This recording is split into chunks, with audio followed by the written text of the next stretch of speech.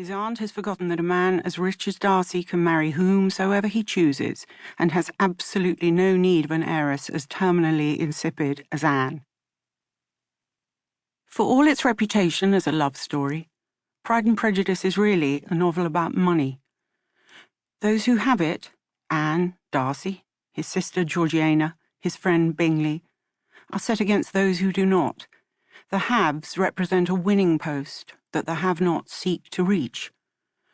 For example, Darcy's friend Colonel Fitzwilliam, well-born but without fortune, is attracted to Elizabeth, but says to her, "Younger sons cannot marry where they like," to which she blithely replies, "Unless where they like women of fortune, which I think they very often do." That is a tease, but it's also the truth.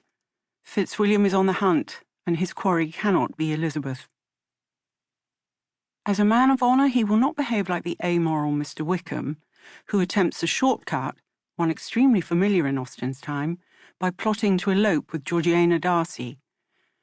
Meanwhile, Charlotte Lucas shackles herself to the barely tolerable Mr. Collins, which to her friend Elizabeth is scarcely less shocking.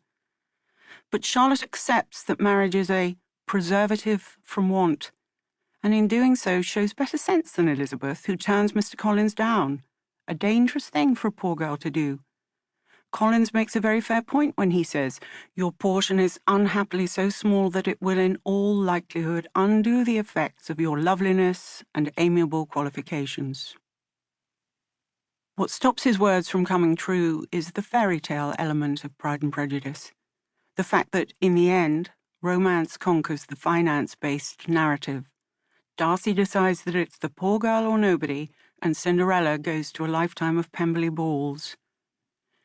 Anne de Burgh, briefly presented as Darcy's natural mate, disappears almost completely from the reader's consciousness to be remembered, just, as an etiolated presence trapped in a drawing-room dominated by her appalling mother.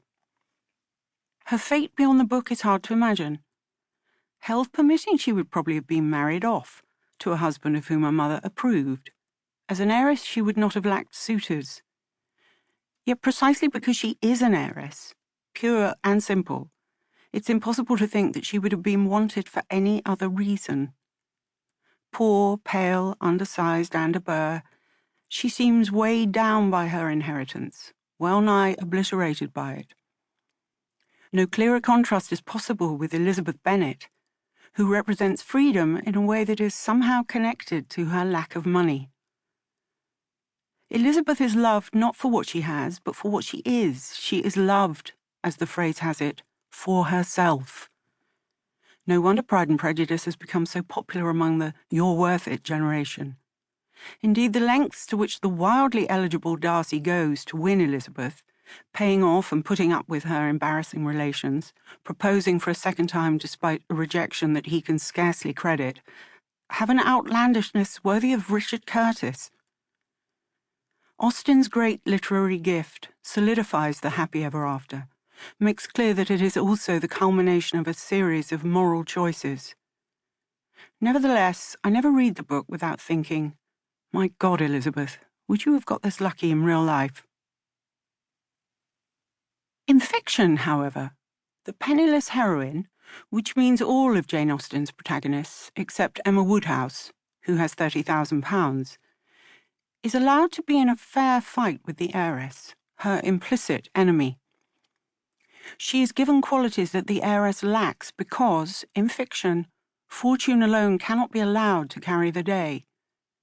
If it does, as when Marianne Dashwood loses her beloved Willoughby to a rich girl in Sense and Sensibility, this proves to be a blessing in disguise. Willoughby was not worth having. Furthermore, as Austen makes clear, had Willoughby not been financially all to pieces, he would have chosen Marianne every time. The woman whom he does marry, Sophia Grey, possessor of the enormous sum of £50,000, is again a cipher, but a still more unappealing one than Anne de Burgh. The reader is told that she is not handsome, that she is jealous as the devil. Unlike lovely, passionate Marianne, she has nothing to offer beyond the fact that she is an heiress. Therefore, any victory that she scores is a hollow one. But let us turn the tale around and imagine